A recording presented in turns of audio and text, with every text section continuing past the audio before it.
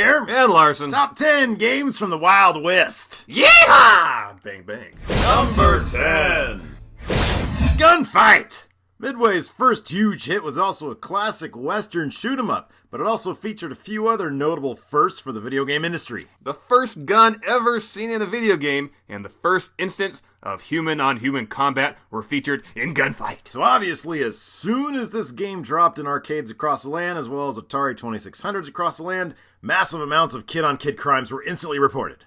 Not to mention video game-on-video game violence, as the following year, Outlaw ripped off Gunfight in the classic Johnny-come-lately Duel of Dueling Games. Draw! Sketch! No. Number 9.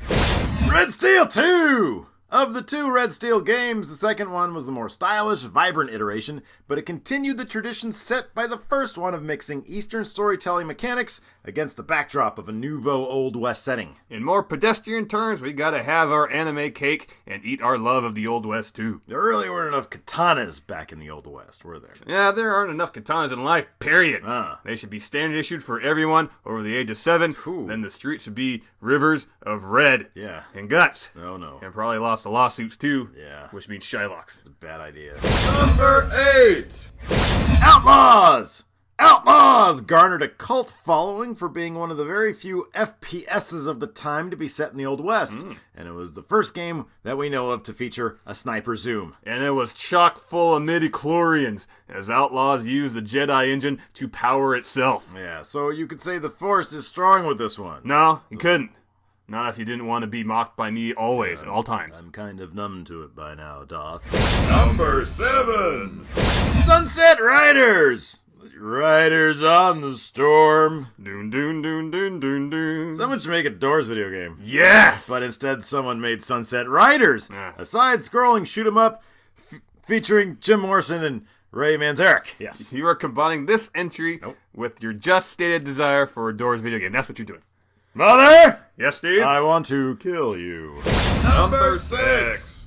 Desperados! Wanted, dead or alive. Dead or alive? Is this beach volleyball in the Old West? Sadly, no, but someone should do that too. Right after the Doors video game. This is a stealth-based RTS set in the Old West. So, Yeah. this is the first real old-timey strategy game. Interesting. It's bizarre to me that the game isn't entirely in sepia tone, though, since that's how life was lived back then, in the sepia tone. Actually, sepia toning was simply a process used back then to create warmer images, as color film hadn't been invented yet. Steve. No, I think real life was all sepia tone back then. It makes perfect sense. Steve, Shut up, Buzzkill.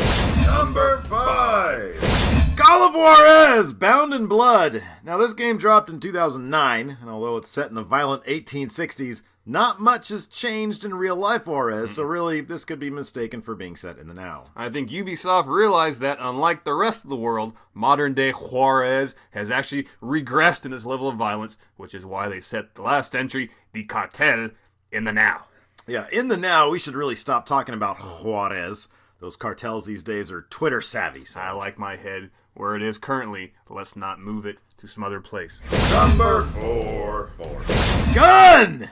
This title puts gamers in the shoes of a heroic Apache during the 1880s, which, as most of us know, was a pretty heavy time for the Native Americans. Yeah, so it's not surprising that some American Indian activist groups took Activision to task for their blah, blah, blah. They didn't even play the game, so let's just chill the fuck out, everybody. Number 3. Oddworld! Stranger's Wrath. The Oddworld franchise took a sharp left turn with Stranger's Wrath, opting for a Wild West type setting within the Oddworld verse. Instead of following popular Oddworld alumni Abe or Munch around, this time we follow the Stranger as he collects bounties and stuff. Wonder if he collects strange. And he uses live ammunition. Literally. Bugs, animals, and shit are used as rounds in his guns. Call me when we get to number 1 when John Marston uses real zombie bits in his blunderbuss. Oh, spoiler alert, maybe. It's gonna cost you 5 credits across the board. I only have doubloons. Number 2. The Oregon Trail! You have died of dysentery, motherfucker! As a child in the 80s, this was the second saddest thing I ever heard. Now, what was the first?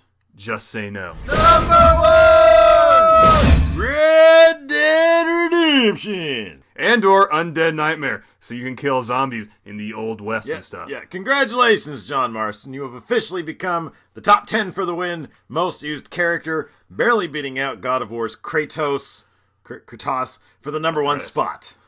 What do you have to say for yourself, Mr. Marston? I'm about to go skin me a celebratory child. Goodness, John, that's mighty dark. Yeah, and if you want to saddle up at the Gym Saloon with John Marston, Steve and Larson, hit us up on the Facebooks at facebook.com/Steve and Larson. Or collect your bounty on Mad Dog Buford Tannen on the Twitters at twitter.com/Steve and Larson. All right, so question. Yeah. Who would win in a fight? Okay. John Wayne in The Searchers, Clint Eastwood's Man with No Name, Buford Tannen, or Al Swearingen? In order, Swearingen, Wayne, Tannen, Eastwood. Why Swearingen first? He's on HBO, he can get away with more. Welcome to fucking Deadwood. Yeah, cocksucker.